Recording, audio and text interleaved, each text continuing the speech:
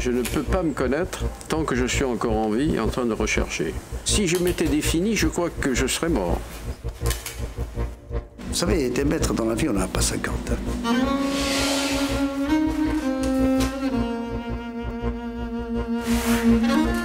C'est lui qui m'a fait, à un moment donné, qui m'a fait comprendre ce que je devais faire.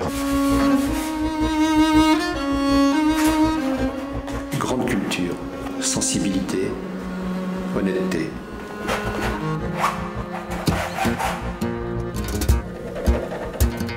C'est vraiment le représentant du peintre de la lumière et des couleurs, quoi.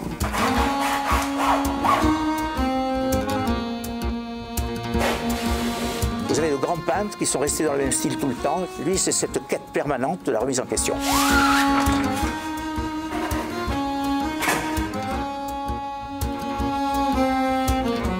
Je verrai José Lorenzi comme un Pygmalion pour la jeunesse et un Hidalgo de la peinture.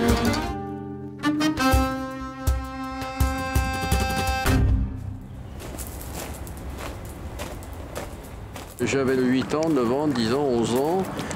J'étais à la fois au petit lycée et puis ensuite je suis allé au grand lycée où il y avait les 6e.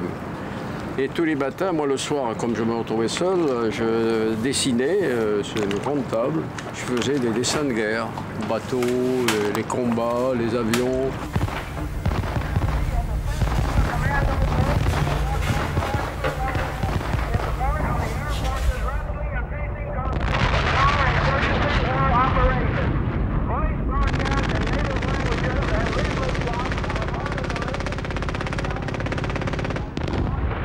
Le matin, mes camarades avaient compris que je dessinais. Ils me demandaient ce que je faisais. Alors je leur montrais mon journal et ils me l'achetaient.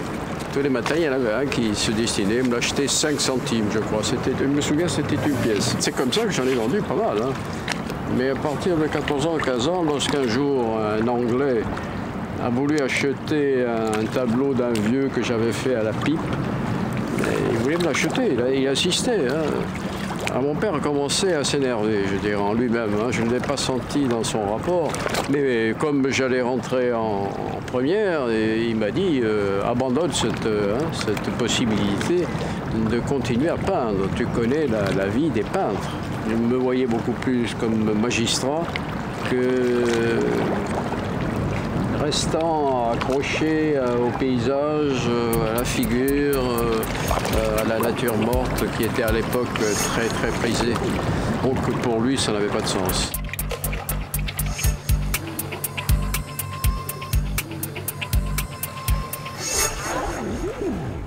J'avais un désir profond de m'intéresser à la peinture. Donc je suis parti sur Paris, opposé bien sûr à l'accord familial, mais enfin je suis parti quand même. Et je me suis rendu compte en débarquant, parce que ce que je vais dire est énorme. J'arrive à Paris, je découvre Van Gogh. Je ne connaissais pas Van Gogh.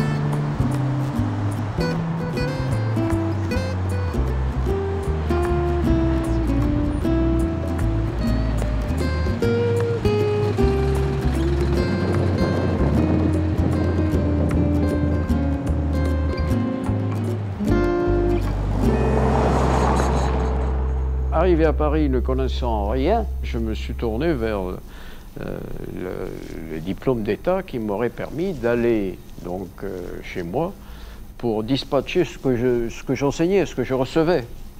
Je suivais des études au niveau du nu, en particulier dans les cours du soir de la ville de Paris, à Montparnasse. Là, il y avait des cours du soir qui existent encore d'ailleurs. Il y avait des modèles et on pouvait travailler, continuer. Et je pratiquais un petit peu, je dirais, le public qui était autour des grands artistes comme Picasso et Giacometti. C'est là que je les ai connus. Et à ce moment-là, les gens venaient, écoutaient, il n'y avait rien de particulier. Hein. Je n'ai jamais intervenu. À 20 ans, on n'intervient pas auprès d'un Picasso, ce qui vous aurait remis en place assez rapidement. Mais c'était l'occasion d'écouter ce qu'il disait. C'était un peu l'endroit où se manifestait la création artistique par rapport au monde en général, du monde de l'art.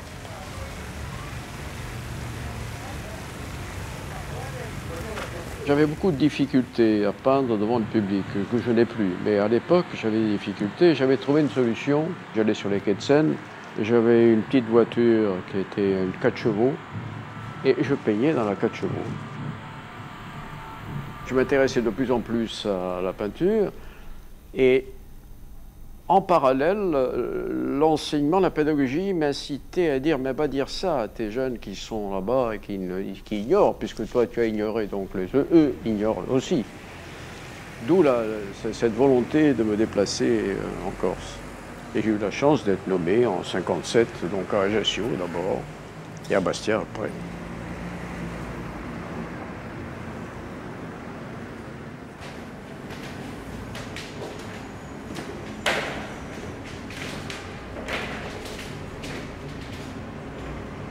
Ici, nous avons des dessins au fusain, crayon fusain, crayon noir, qui sont des études, bien sûr, de sculpture grecque, notamment, et qui faisaient partie de l'étude classique des Beaux-Arts et en même temps des cours du soir à Montparnasse. Suite à ça, donc là, c'est la construction des quais de Seine, Paris. Je suis resté quand même 8 ans, 9 ans à Paris. Les quais de Seine, c'est ce qui m'intéressait le plus. Là-bas, il y avait des usines, toujours des usines. Hein, autour de Paris, c'est symbolique, ça. Et arrivé à Bastia, j'ai commencé par une grande toile, et j'en ai eu plusieurs. Hein. Mais enfin, celle-ci est assez figurative dans le sens où elle exprimait ma rencontre avec les ruelles de Bastia. Et là, l'interprétation, l'influence de Cézanne, la caractéristique du rectangle, à savoir, c'est pour ça qu'on a souvent appelé ça le style rectangle, à savoir l'interprétation des formes, des lignes, et toujours à plat, tel que l'avait indiqué Paul Cézanne.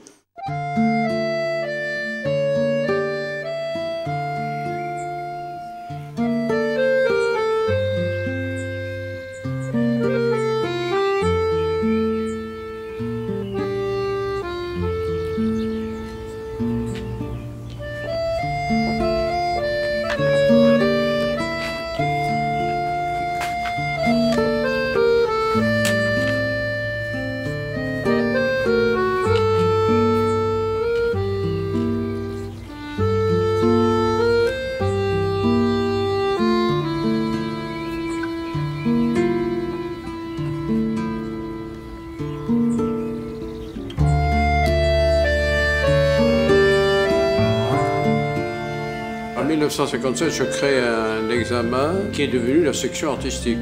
Elle est venue comme ça, je n'ai pas donné de nom au départ. Je pensais qu'il n'y aurait eu qu'une dizaine de candidats. Je me suis dit que j'aurais pas beaucoup de mal à les sélectionner. Mais quand j'ai vu que ça dépassait la centaine, j'ai été obligé de prendre plusieurs salles. Je suis allé voir le chef d'établissement qui m'a dit ben, prenez les salles qu'il vous faut. Et j'ai fait un dessin libre. Mais en même temps, je parlais avec les uns et les autres, parce que ça, c'était important pour moi. Savoir quelles étaient leurs capacités de dialogue, d'approche, de réserve, je dirais même ensuite, en fonction du dessin, l'aspect décoratif, l'aspect illustratif, l'aspect développant, tout ce qui est en eux, enfin, et en même temps, la timidité de chacun. Il fallait faire un choix, c'était pas facile. Hein. C'est le souvenir d'un jeune homme, 25 ans peut-être, qui est arrivé en 57, au début de l'année, prendre donc la place du professeur de dessin, et qui s'est imposé par un charisme extraordinaire, hein. Pas de sourire, une moustache fine à l'espagnol. Donc on était tous devant ce bonhomme qui allait nous apporter, on sentait qu'il allait nous apporter quelque chose, et effectivement c'est ce qu'il a fait pendant des années, tous les soirs. Il nous a formés, il a formé toutes nos générations, et voilà, ce souvenir-là. quelqu'un d'exceptionnel.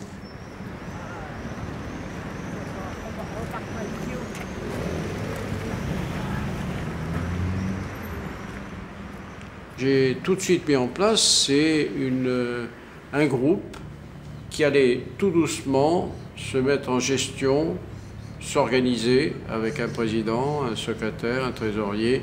Donc c'est l'idée qui était les écoles des beaux-arts. Lorsqu'on avait des sections, il y avait ce qu'on appelait un massier. Le massier, c'était celui qui était le responsable de groupe. Alors j'ai créé un peu ça, des responsables de groupe. On ne demandait pas à être à la section artistique. José Lorenz, il choisissait parmi la panoplie d'élèves qu'il avait dans ses cours, ceux qu'il estimait dignes d'être à la section artistique. Le choix était uniquement lié à celui de José Lorenz. Il a su instituer une sorte de concours entre les êtres, entre les élèves, qui faisait que chacun voulait faire mieux que l'autre. Et tous les soirs, nous avons travaillé pendant des années, tous les soirs, le dimanche même. Pas de télévision à l'époque, hein, en couleur. Et on était, Dominique Delviespos et moi-même qui étions, je dirais, les deux premiers, puis des gens comme Ange, plus tard la conservatrice du musée Picasso qui est Anne Baldassare et Angelech, etc. On va tous les citer. Tout ça, c'est dû à José Lorenz qui a formé le groupe de départ, qui ensuite a enseigné aux autres, etc., etc.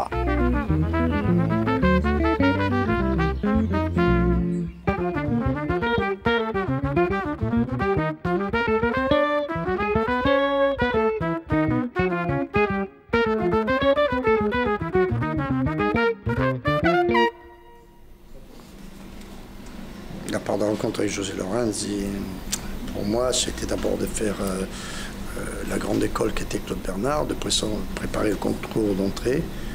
Nous avons été plusieurs à faire ce parcours, et uniquement parce que